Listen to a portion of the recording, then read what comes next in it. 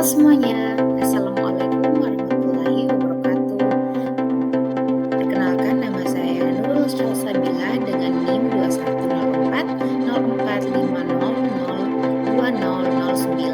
dari BK Angkatan 21 kelas A. Nah, pada video kali ini saya akan memaparkan hasil dari analisis angket kebutuhan siswa untuk kelas 10 atau kelas 1 SMA.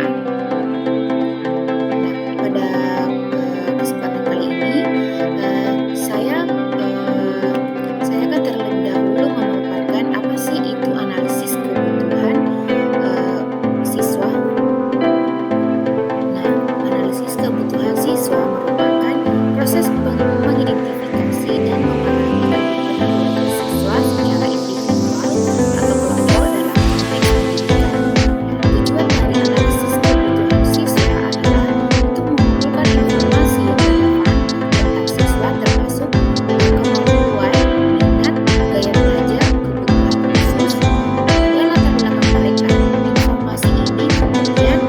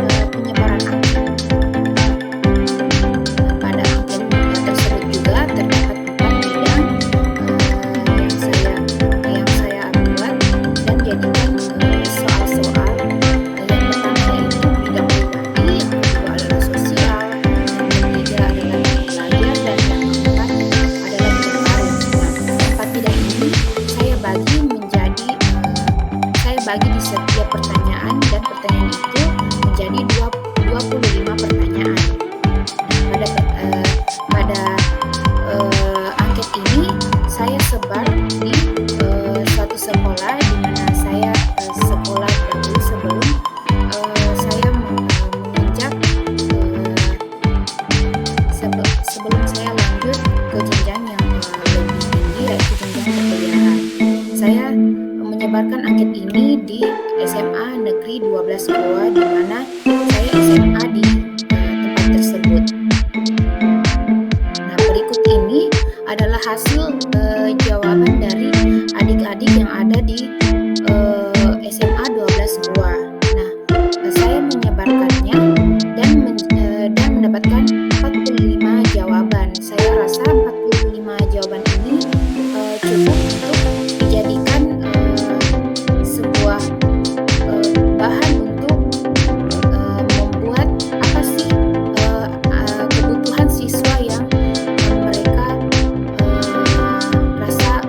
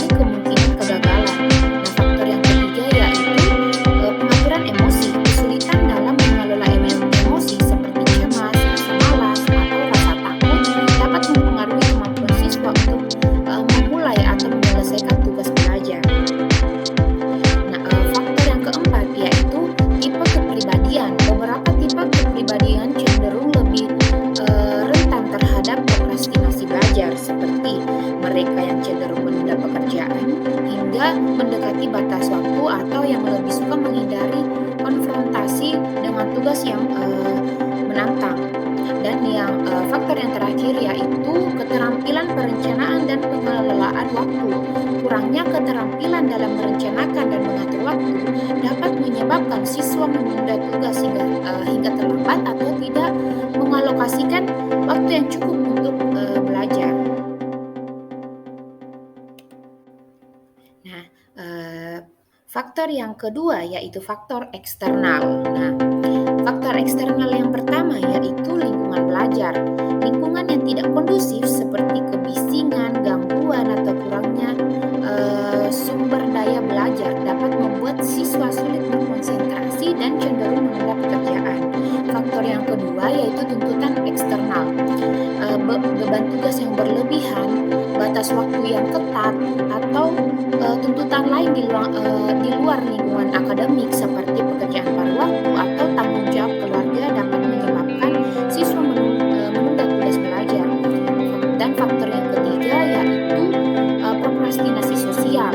Pengaruh teman sebaya atau lingkungan secara sosial cenderung menunda pekerjaan dapat mempengaruhi kebiasaan prokrastinasi belajar siswa. Selanjutnya, faktor yang keempat yaitu akses ke email distraction atau ketersediaan gadget, media sosial, permainan online, atau sumber hiburan lainnya dapat menggoda siswa untuk menghabiskan waktu dengan hal-hal yang tidak berhubungan dengan belajar. Nah, faktor yang terakhir yaitu kurangnya dukungan dari guru, mentor, atau keluarga dapat menjadi hal keluarga dalam hal motivasi, pengetahuan, atau bimbingan belajar dapat mempengaruhi kecenderungan siswa untuk menunda tugas.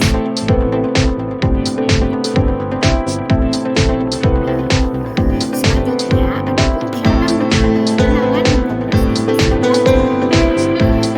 Ada berbagai macam cara dalam kita lakukan. Yang pertama, kenali dan pahami penyebab prokrastinasi. Identifikasi alasan prokrastinasi Anda, apakah itu kurangnya motivasi, rasa takut gagal, atau masalah lainnya. Memahami penyebab akan membantu Anda mengambil langkah-langkah yang tepat untuk mengatasinya. Yang kedua yaitu buat rencana dan jadwal belajar. Buatlah jadwal yang belajar yang terorganisir dan realistis. Bagi tugas yang besar menjadi bagian-bagian yang lebih kecil.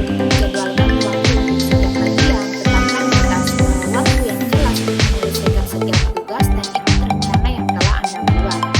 Selanjutnya, mulai dengan tugas yang paling sulit terlebih dahulu atau prioritas utama.